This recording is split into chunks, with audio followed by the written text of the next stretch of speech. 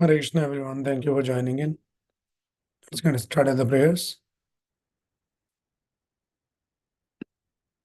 Nama Om Vishnu Padaya Krishna Preshthaya Bhutale Srimade Bhakti Vedanta Swamin Nidhinamine Namaste Saraswate Deve Gauravani Brajarine Nirvisesha Shunyavadi Bhashya Deshadarine Jai Shri Krishna Chaitanya Prabhu Nityananda Shri Advaita Gadadhara Shri Vasadi Gaur Bhakta Vrinda Hare Krishna, Krishna Krishna, Hare Hare, Hare Rama, Rama Rama, Hare Hare.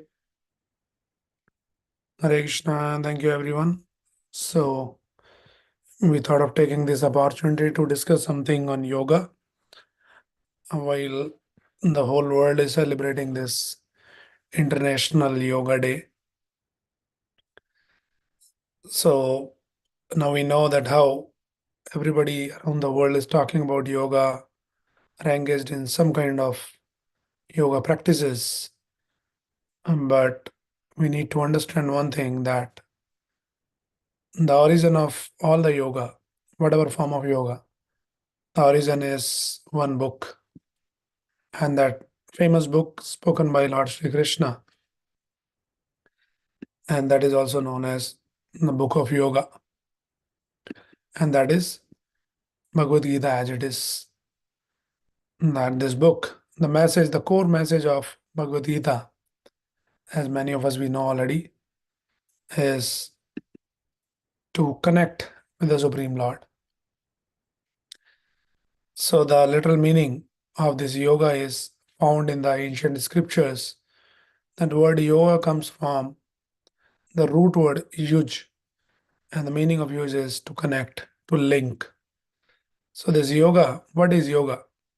Yoga is actually the process which connects one, which link whom?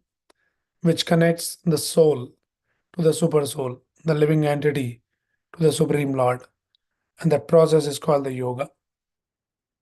So we need to understand very carefully because in this modern age, on the name of yoga, there's a lot of things are going on.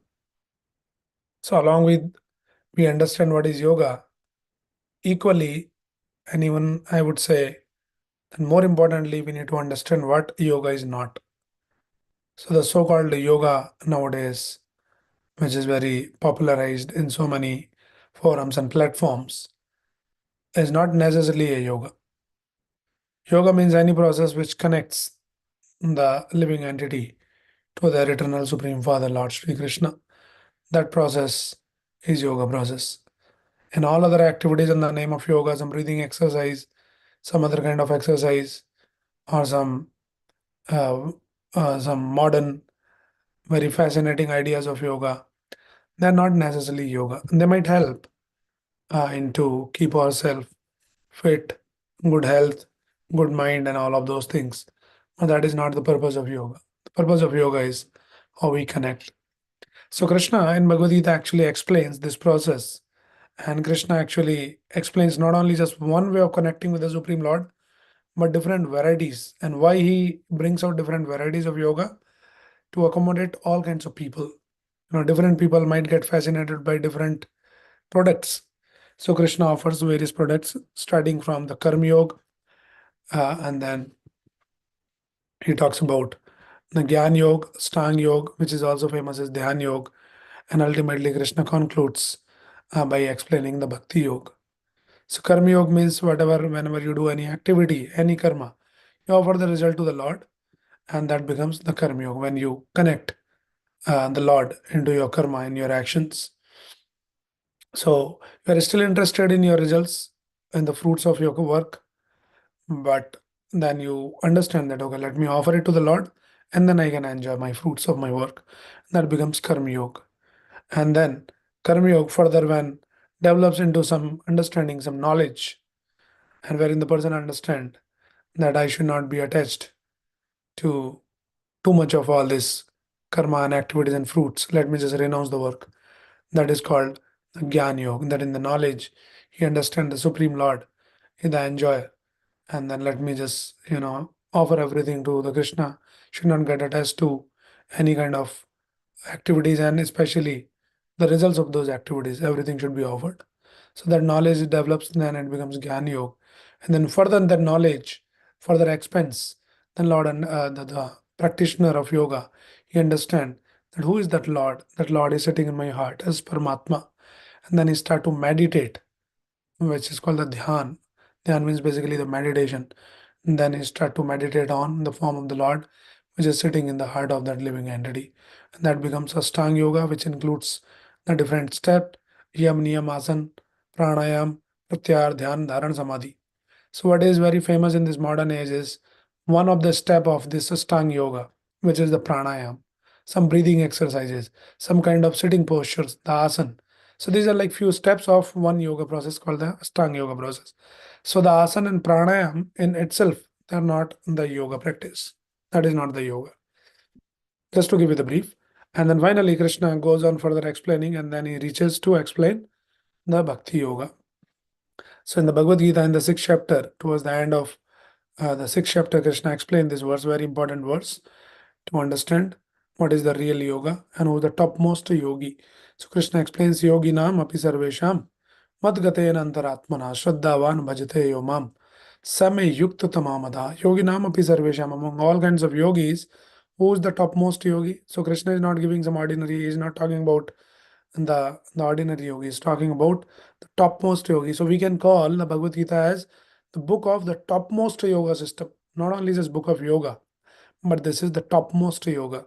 So those who are interested in not only just becoming the yogis, but interested in becoming the topmost yogis, then they should turn towards Bhagavad Gita, open and read the message and practice principles of Bhagavad Gita, and you'll end up becoming the topmost yogi. And how you become that? Krishna explains here, Madgatena Antaratmana, one who remembers me always in their heart, and not only just remembers, but Shraddhavan Bhajate Yomam. Then he also render the loving service with a lot of faith, love, and devotion. And that yogi, the topmost yogi, Same Yukta Tamamada. So the whole idea of this concept of yoga is how to connect ourselves with the Supreme Lord. That is the meaning of yoga, and that is the purpose of yoga. Now, there's a different level of motivation to connect with the Lord, and there are different processes. So, first, we'll talk about the different level of motivation, that why people want to connect to the Supreme Lord, and then also we'll discuss about how to connect to the Lord. So, number one, we'll talk about why. What is the motivation to connect to the Lord? Why I should connect? So, our acharyas explain there are four level of motivation for people to connect to the Supreme Lord, to get into the yoga practice. So the first level and the foremost level is called the fear. People, sometimes people are God fearing. So out of fear, they go to God and say, okay, I know that God is powerful, and we should do something, some puja, some worship, offering something, chanting something. Otherwise, God might get angry and then He might punish us. So out of fear, they connect. So that is the lowest level of motivation to connect to the Supreme Lord. Then second level of motivation is icha. Icha means the desire. The people, they have a lot of desires. Their heart is filled with a lot of desires. Rupam dehi, dhanam dehi, yasho dehi, this dehi, that dehi, so many demands. And they understand, okay, Supreme Lord is very powerful, He's very kind also, so He can give us whatever we ask. Let us go to God and ask. With a long list, they go and they ask. So that's the second level of motivation, fear, desire. And the third one is called the kartavya. Kartavya means the duty. So there is a sense of duty that Lord, as being a kind father, He has provided me all my necessities of life. Everything, I'm just surviving by the mercy of the Lord. So this is my duty to serve, to offer something with the heart of with the attitude of service. So let me just do something.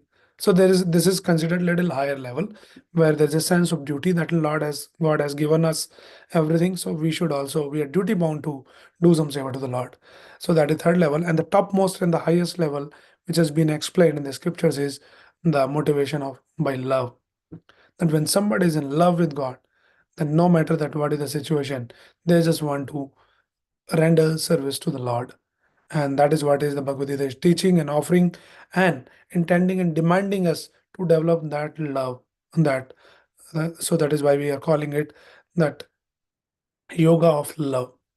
That yoga, that connection with the Lord, not out of fear, not out of desire or any duty, but we want to connect with the Lord because we love God.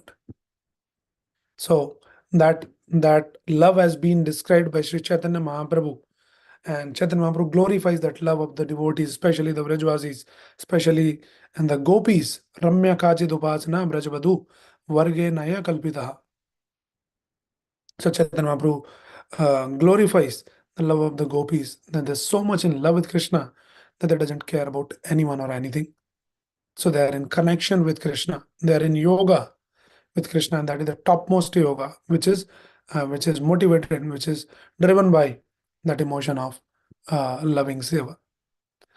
So this is yoga of love, and then Srimad Bhagavad Gita is explaining, and not only explaining, actually it is educating us that we are all are we all have the eternal relationship with our Supreme Father, and that relationship, the living entity, the Atma, the relation of the Atma with the Paramatma, the Supreme Lord, Krishna, that relationship is that of the love. But now that love has been covered and that are transformed into lust due to the illusory energy. So the whole idea of this yoga technique, yoga practice, which the whole world is celebrating today, and very little they know is idea of that yoga practices to reawaken our dormant love for our Supreme Father, Sri Krishna. This is the idea of love. And when we talk about this love, love is not about some kind of a lip service. Love is not about just talking that I love you. But love is expressed. They say that if love is not expressed, then it is not love. But how to express the love? By simply in words. Yes, you can express in words, but that also has very little value. The real love is expressed through the seva, through the service, and that is what is called the loving devotional service. And that is what is the meaning of the yoga, the purpose of yoga, the yoga of love, that we render the loving devotional service to our Supreme Kind Father, who is the most loving Father, the most lovable object. If we don't learn to love that Supreme Lord, that Supreme Father, Sri Krishna, then we'll be forced to find some object of love in this world. And the result of that love will be frustrated by that love. That is the nature of the love in this material world. By nature, it is designed like that. And we all experience. The modern day love is love at first sight, love at first sight, divorce at first fight. So that is the kind of love that we see here in this material world. That is not love, actually. That is called lust, the perverted reflection of that real love, which is found in connection with the Supreme Lord, Sri Krishna. And that is the purpose of the yoga, which Srimad Bhagavad Gita actually uh, propels that one should learn to develop, to reawaken that dormant love for the supremely lovable object, Sri Krishna. That's the purpose of love. And as I said, love is expressed by seva. Love is not just kind of a lip service, but loving devotional service. And one time, Srila Prabhupada, he was traveling initial days of Hare Krishna and that is gone. Prabhupada was traveling one time with one of his servant. I think his name was Shrutkirti Prabhu. And then in those days, these devotees were like very excited and ecstatic by that news that Prabhupada is coming to our center, to our temple. So they'll go to the airport to receive Prabhupada, and there are a big Kirtan team. So one time when Prabhupada landed in the airport, and then uh, there's a lot of devotees, there's a big group of devotees, and they came to receive Srila Prabhupada, and they're all singing loudly in ecstasy, they're jumping, dancing, and they're like, and anybody could make out that they're so ecstatic. And then Prabhupada came from the airport, and then he landed, and then he was going there, and this Shrutikirti Prabhu was the personal servant to Srila Prabhupada, and he was amazed to see that kind of love, kind of that energy that and they're showing to Prabhupada to welcome him. So then the Shrutikirti Prabhu, he thought to himself that these devotees are so nice, that so much love they have for Prabhupada, the pure devotee of Krishna. So much love they have. I don't have that kind of love. I don't feel this ecstasy like they're feeling. I'm 24 by 7, I'm with Prabhupada, but I don't feel all this. I'm so fallen, you know. And he was kind of a little disappointed that why don't I have that kind of love for Prabhupada? like these devotees have. And later, when he finds some opportunity, then he says, Prabhupada, all these devotees, they love you so much. I don't have that kind of love. And then Prabhupada asks Srutkirti, but do you like to serve me? And then Srutkirti Prabhu says, yes, Prabhupada, I like to serve you. And then Prabhupada says, that is a real love. So love is not about just talking big, big things. Love is about how much that service we are ready to offer to your loving object. So that is love is expressed by the service. And we can understand that with example in this material world is the love found between the mother and the newly born child. Mother doesn't even say to the child, the newly born child, she doesn't say, I love you, my boy or girl, my baby. She doesn't say, but she sacrificed practically everything. She is ready 24/7 to serve the newly born child. So that is like closest that love that which is between Krishna and the living entity we can see in this material world between the mother and the newly born child. Why I'm saying newly born child? Because it is unconditional love at that point. And Srimad Bhagavatam explains how our love should be ahetuki apratihada. It should be without any motivation, unconditional, and it should be without any interruption. That is what is the idea of this love and this yoga that our whole world is talking about. The purpose of yoga is to develop that kind of love. Ayatuki apratihada. And why I'm saying that why the love is between the mother and the newly born child, because it is unconditional, and as the child grows, then gradually there's some kind of expectation develops even for the mother, for the child, that okay, you should study well, you should do this, you should do that, my child should become like this. There is expectations now, right? So then there's some conditions comes invariably, but with a newly born child there's no condition. So that is what is the idea of this love, yoga of love we are talking here. So how to develop this love for the Supreme Lord? So the Srimad Bhagavatam explains that love can be developed by so many ways, but some simple process has been explained in the Srimad Bhagavatam, which is Shravanam Kirtanam Vishnu Smaranam Padasevanam Archanam Vandanam Dashyam Sakyam Atmanivedanam. So the love to develop the love, it starts from Shravan, right? The beginning of Krishna consciousness and devotional service is hearing, called Shravanam. When we start to hear, then immediately there is love start to develop in the heart. So that is the process. And actually, we know that how that Rukmani, when she was in before she got married to Krishna, and how Rukmani was actually got fascinated by Krishna. So there is this verse comes which explains Rukmani had never seen Krishna before that, but she heard a lot because and that father of Rukmani, he was a very pious man and he used to invite a lot of saintly people. They will come and they'll talk about Krishna and glorify Krishna. And Rukmani got the opportunity to hear about Krishna, and by hearing about Krishna, she developed a lot of love, so much love that she decided in her mind that if I had to get married, it should be only Krishna, nobody. Just by hearing about Krishna, one can develop the love of Krishna. That is why this process of hearing has been introduced in our daily life. That we chant Hare Krishna mantra, Hare Krishna, Krishna Krishna, Hare Hare, Hare Ram, Ram Ram, Hare Hare. We hear this the holy name of the Lord, and we hear about the Krishna Gatha from Bhagavad Gita, from the Srimad Bhagavatam. And just by hearing, one can develop it, instill a sense of devotion and ignite the flame of love in the heart of the hearer, like Rukmani. So Rukmani in the Srimad Bhagavatam, she says this beautiful verse. It says, Shri Rukmani Vacha Shatva Gunan Bhuvana Sundara Shanvatam De Nirvishya Karna Vivarai Haratong Rupam Drisham Drishamatam Akhilarth Labham Tvai Achyuta Vishati Chittam Apatrapam Me. So she says, Shatva Gunan Bhuvana Sundar. Oh my dear Lord, beauty of the world, who is more beautiful than you? Krishna Shrutva Gunan. By hearing about your Gunan, your qualities, your characteristic or beauty of the world, you know, which enters from my ear.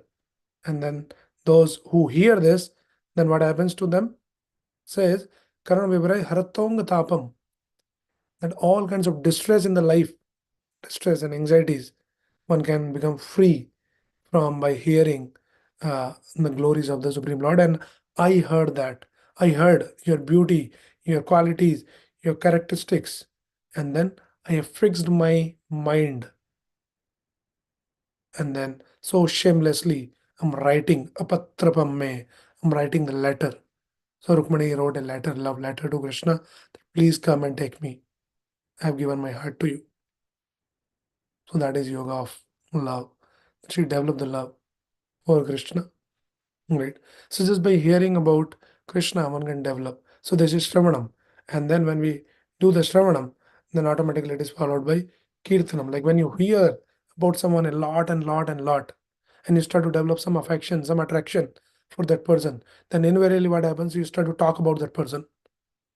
And people can make out that look at this person all the time, you just keep talking about that person. Because you heard so much and you develop some affection, some attraction, you are already in love with that person. Then what happens? You start to glorify that person, kirtanam, talking about that person. And that is the kirtan, the process which can be practiced individually or congregationally, individually by japa, chanting of Hare Krishna mantra.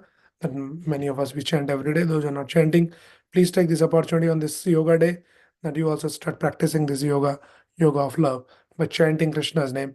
Hare Krishna, Hare Krishna, Krishna Krishna, Hare Hare, Hare Ram, Ram Ram, Hare Hare. When we chant, when we hear this, it develops the love for the Supreme Lord. Or it can be done congregationally. All the devotees they come together and then with love and devotion they sing the glories of the Lord. So that is called Kirtanam. So this is the process, Shravanam, Kirtanam, one develop the love. And then invariably what happens? Then Smaranam. In the love, what happens? There constant remembrance of the Lord, constant meditation on Krishna's Naam, Rupa, Guna, Leela. You might be thinking about the name of the person, the pastimes of that person, the beauty of that person, some characteristic, the qualities of person. So that is what is the symptom of love. Invariably, there will be smaranam for that person. You cannot forget. We have the example, the gopis.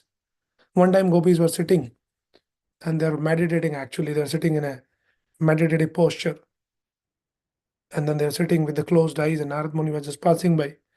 And Narad Muni was like wondering, like, what are these gopis, the village girl? Why they're sitting like yogis, trying to meditate? Let me just inquire. So then he asked that what is this, that meditation, that whom you are meditating on? So the gopis said that we are meditating on Krishna. I said, what kind of meditation that you are doing? Say, no, no, no, we are actually trying to forget Krishna because we don't like him. He cheated us. He left us. He's a cheater. No, no, of course, one should not take it in like a literal sense. It is very advanced emotions. Uh, so out of emotion, they're saying that we don't want to remember Krishna. But he's such a person that he's a cheater. We want to forget him. But what we'll do, we are all poor village girls, we don't know how to forget him. So now we are trying to meditate that we are trying to forget Krishna. So Smaranam, when somebody is in love with the Lord, with enough Shravan and Kirtan, then invariably the Lord of Smarana come, the Lord. That is the symptom of the love that you cannot forget. You will be always thinking about that person. Prabhupada gives the example of like, you know, uh, that love of a paramour, like some extra loving affair. It's a crude example, but it makes the point very clear.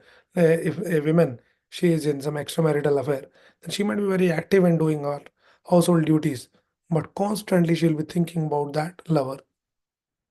Externally speaking, nobody can make out that what she's thinking. She's very judiciously, uh, taking care of her household chores. Constant remembrance, constant meditation on that person. So that is the symptom of love. So gopis are the example. They couldn't forget Krishna. They're trying to forget Krishna. And here, the sadhakas are trying to remember Krishna. Still, we don't remember. And the gopis, because they are in love, they're trying to forget Krishna, but they can't forget. So that is what is called the the yoga of love. that you are in connection with the Lord out of this loving emotions, right? And as I said, that it's not about just talking, it's not some kind of a lip service, but one should be ready to sacrifice, to go to any extent to serve that lovable object. And this beautiful story, which many of us might be already familiar, but it is very apt in this context. That how one time when Krishna was in Dwarika, and then Krishna actually many times when he was sleeping in the night, he will call out the gopis in Vrindavan in his sleep, and then the Krishna's queens like Rukmani, Satyabhama, and other queens. Sometimes they would wonder like, what is this? Like Krishna is just sleeping next to us here, and then he's remembering these gopis. What is so special about these gopis? Is there any something that we are lacking in serving Krishna? We love so much. There's nobody in the world that who can love Krishna like us, who can serve Krishna like us.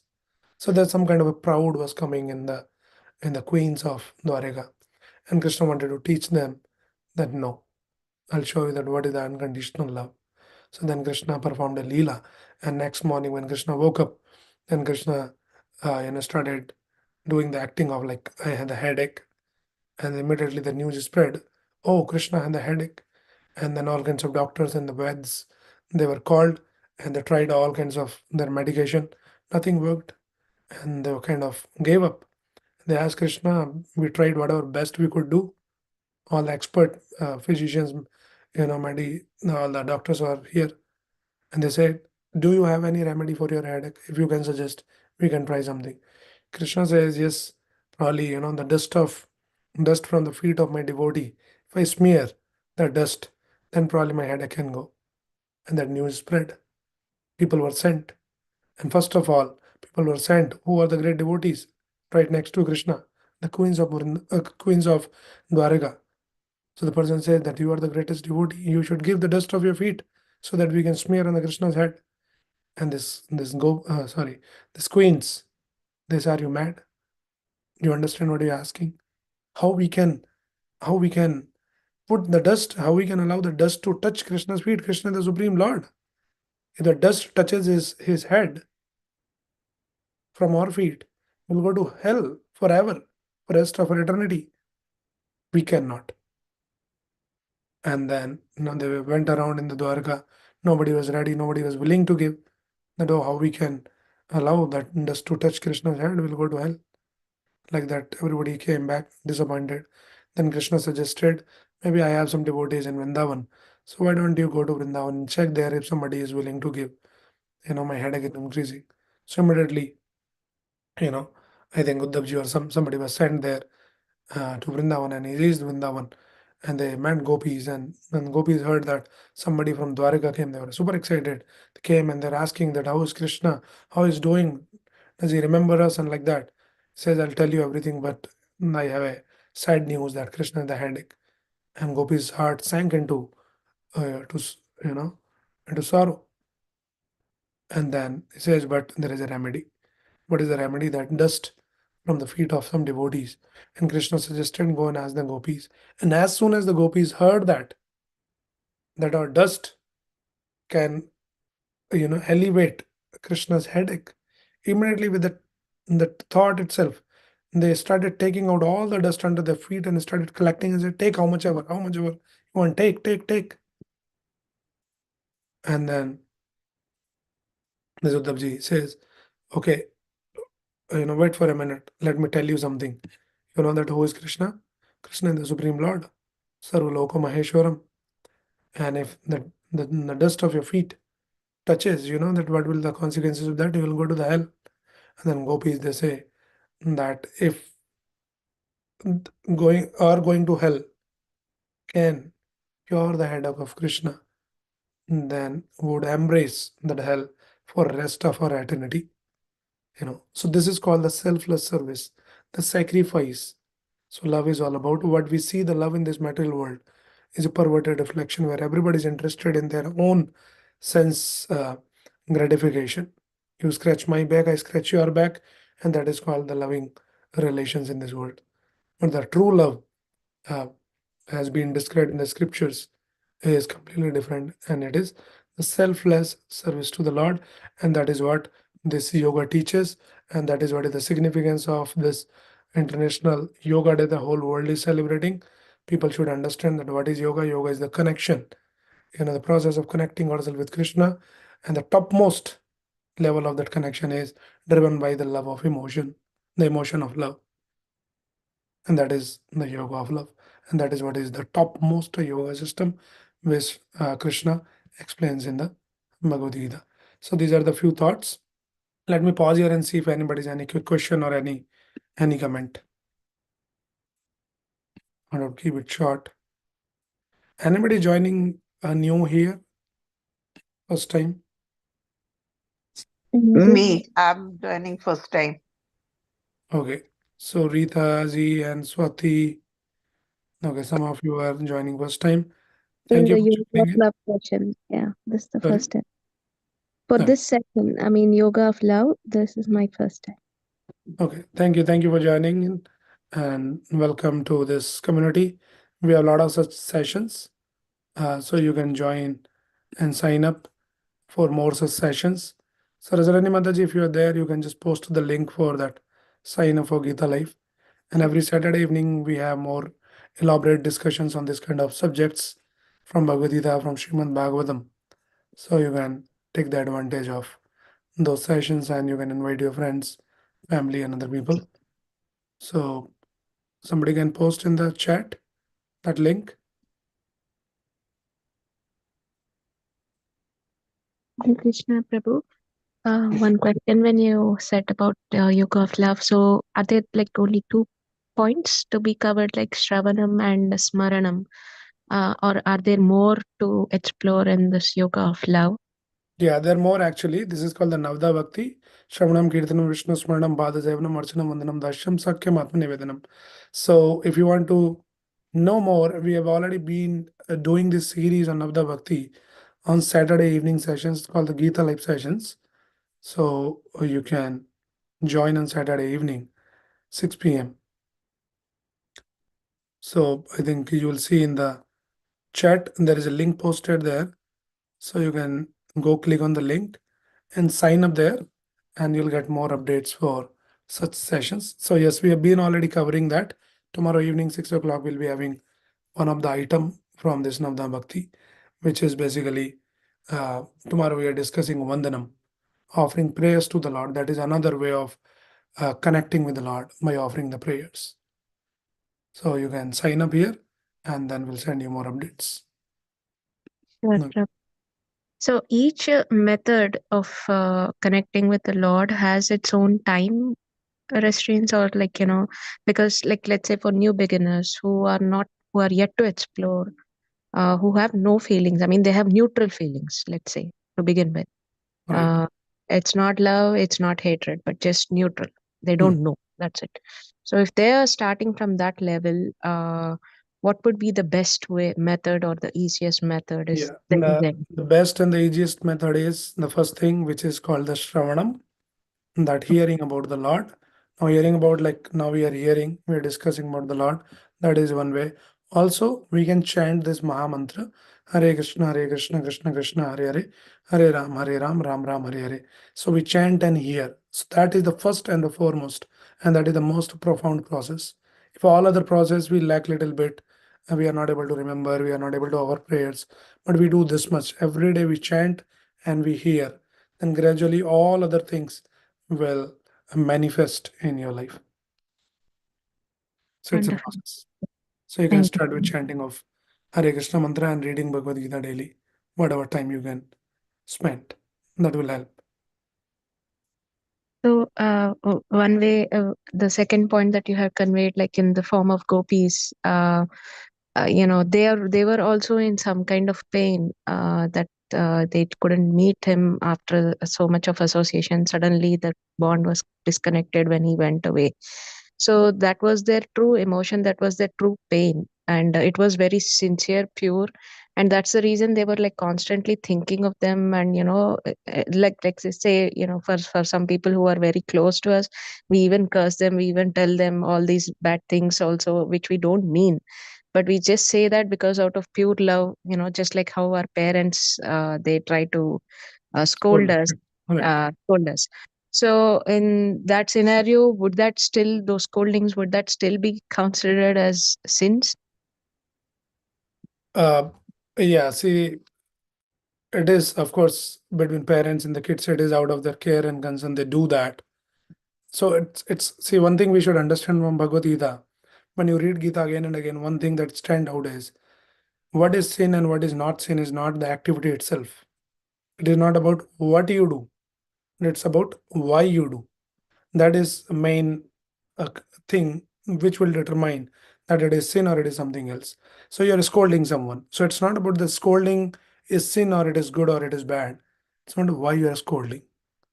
What is your intention behind, you know.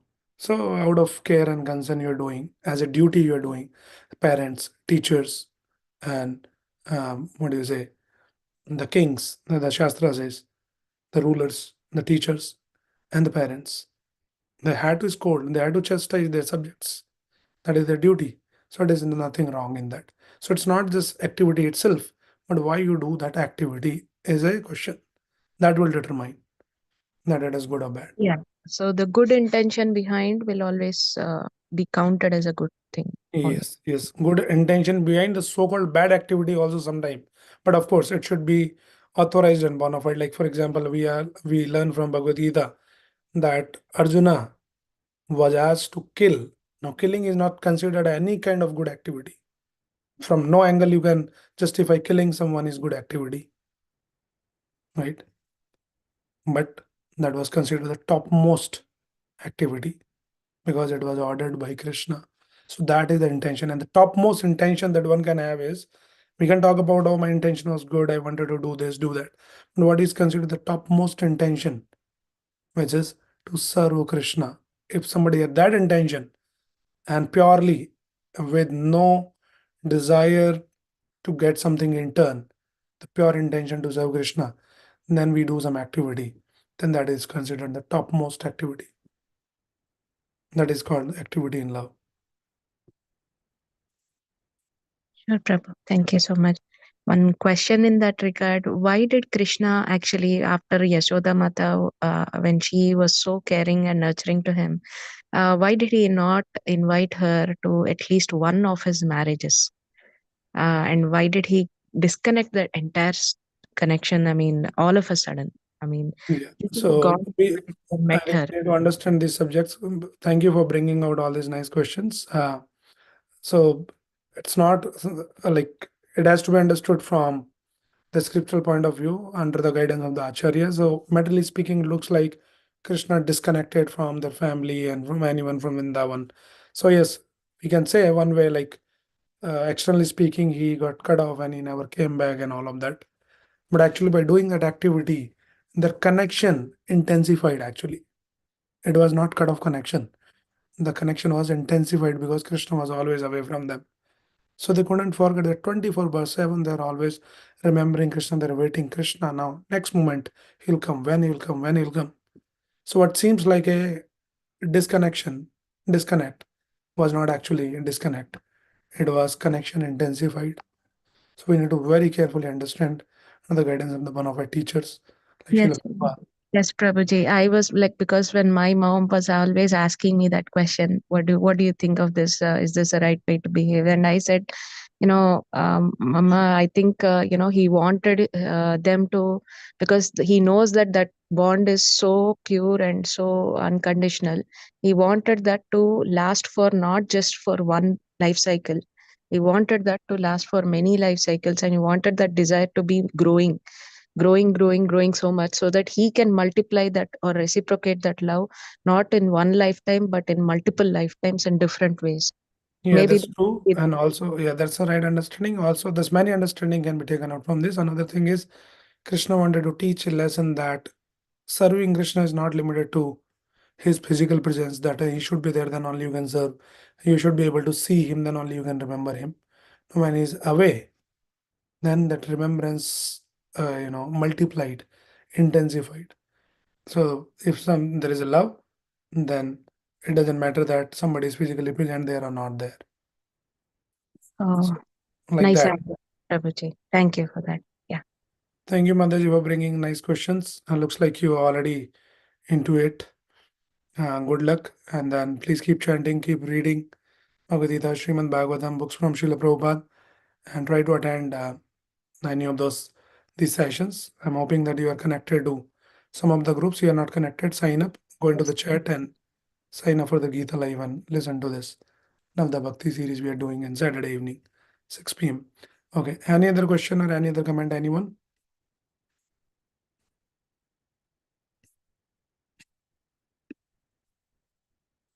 Okay. So wonderful. Thank you everyone for joining in. Hope it was helpful. Uh, Hare Krishna, Jai Srila Prabhupada. We'll see you all tomorrow evening, 6 o'clock for Gita Life.